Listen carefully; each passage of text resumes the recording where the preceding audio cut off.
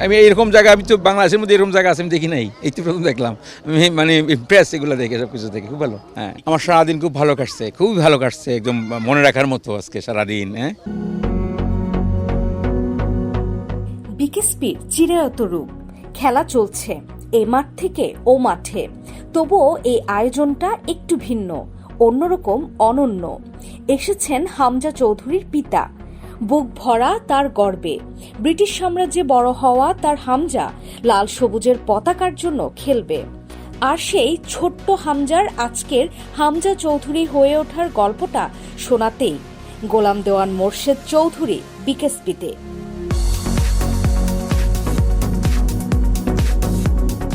তরুণ ছেলেমেয়েদের পায়ের কারুকাজ, ফুটবল নিয়ে মাঠময় ছোটাছুটি মোর্শেদ চৌধুরী দেখলেন।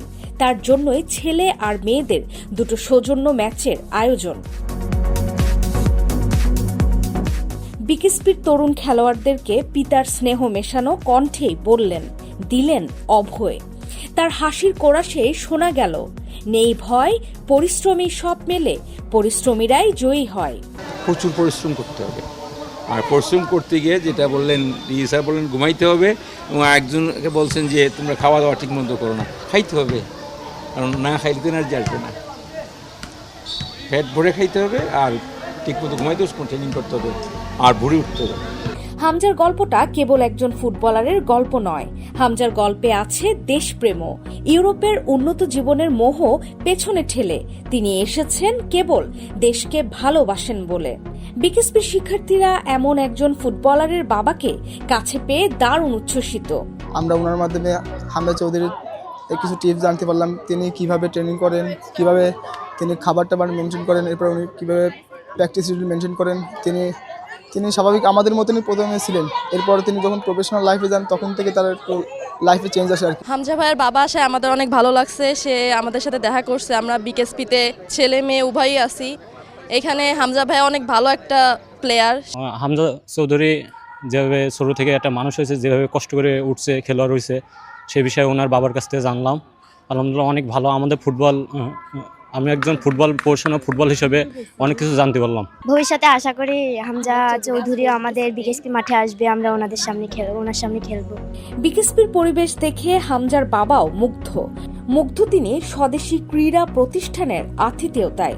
তিনিও বিকেএসপিকে নিয়ে আশাবাদী, জানালেন তার অনুভূতি সহাস্যে, সরলতায়। আমি এরকম জায়গা, আমি তো বাংলাদেশের মধ্যে এরকম জায়গা আছে আমি দেখি নাই, এই তো প্রথম দেখলাম। আমি মানে ইমপ্রেস এগুলো দেখে, সব কিছু দেখে খুব ভালো। হ্যাঁ, আমার সারাদিন খুব ভালো কাটছে, খুবই ভালো কাটছে, একদম মনে রাখার মতো আজকে সারাদিন। হ্যাঁ, এটার যে পরিবেশ এবং যে সব কিছু খুবই ভালো লাগছে।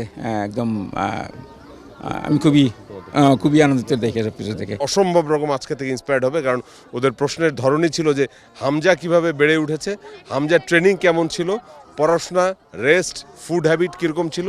তার মানে আমার কাছে মনে হচ্ছে যে ওরা সবাই একসময় হামজার মতো হতে চায়। তো কেউ ছেলে হামজা হবে, কেউ মেয়ে হামজা হবে।